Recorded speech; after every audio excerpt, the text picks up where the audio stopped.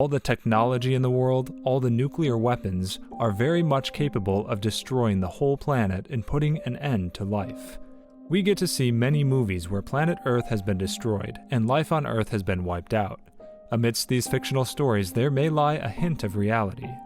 In this video, we're going to put the spotlight on the movie 9, an animated movie that reflects upon the fact that objects created by man can very much destroy their creator. So get something to eat and drink, sit tight, and enjoy the amazing story. Let's dive into it without wasting further time. We see a scientist making a stitch punk at the start of the movie. He also attaches a device to this stitch punk and hangs it up. After a while, the stitch punk falls down and begins to move. The stitch punk stands and sees that the scientist who made him is lying dead on the floor. Then he begins to move outside, lifting the attached disc with it. We see the number 9 on his back. As 9 goes out, he sees another stitch punk just like him, that is, stitch punk 2. The world around them has been destroyed. It seems like someone attacked and did not leave a single soul behind.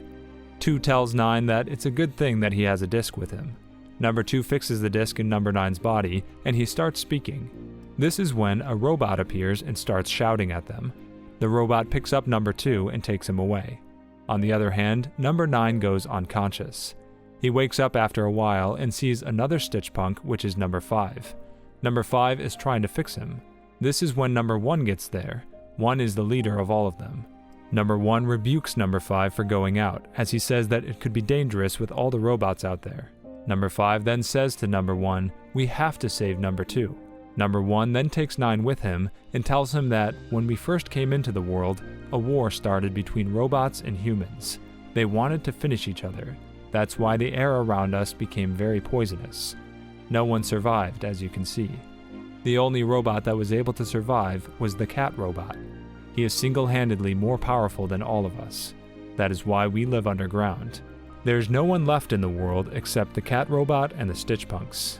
Then he shows him a chart at which some of the numbers were crossed, meaning that these crossed stitch punks are already dead, or they have been taken by the cat robot.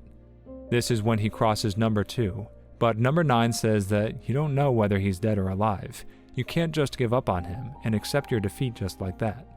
9 says that we have to save number 2. Number 5 and 9 go to the place of the cat robot and see that number 2 is locked up inside a cage. They try to free number 5, but cat robot is there. Luckily, a female stitch punk gets there and decapitates the robot. Everyone gets excited. Then number 9 sees a disc out there. He sees a machine in which the disc can be fixed. This is a fabrication machine. Out of curiosity, 9 fixes the disc in the machine, and other puppets try to stop him, but it's too late. The machine starts and sucks the soul out of number 2.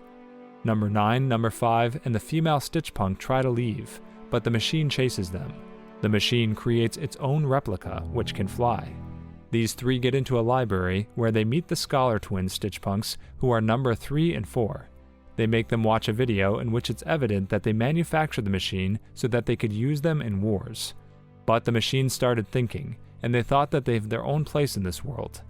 The machines then started a war with humans, and this is where all went to hell. Gradually, everything got destroyed, and the world was decimated. Number 9 draws something, and everyone is astonished as they say that the same drawing had once been drawn by one of their partners.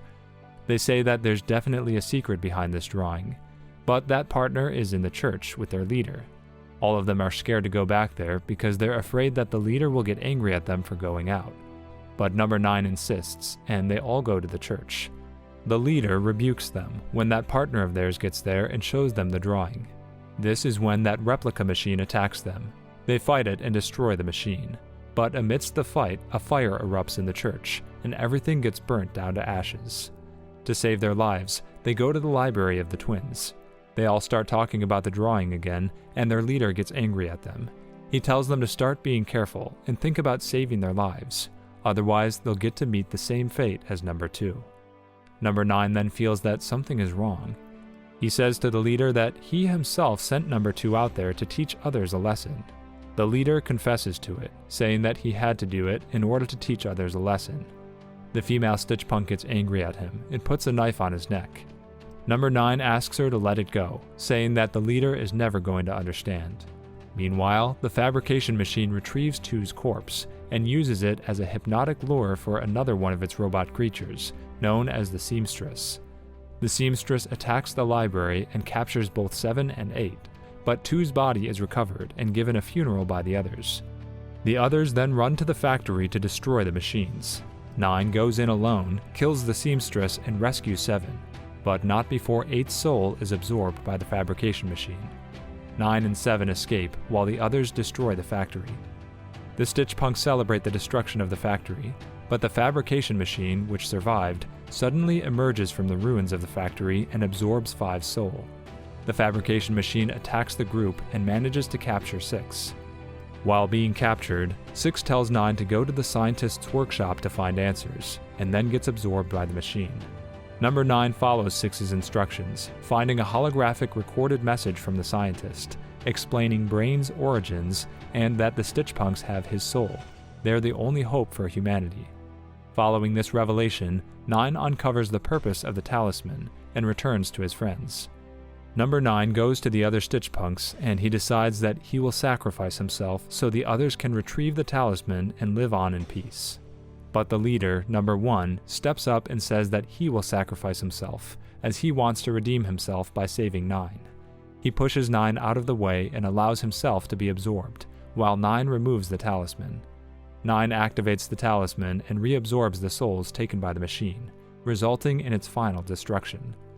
Afterward, 9, 7, 3, and 4 free the souls of 5, 1, 6, 2, and 8 from the talisman, as they fly up into the sky and it starts to rain. In the end, we see that the raindrops contain small flecks of glowing bacteria, bringing life back into the world.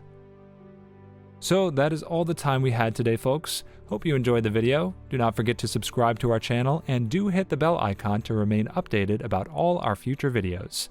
See you all next time.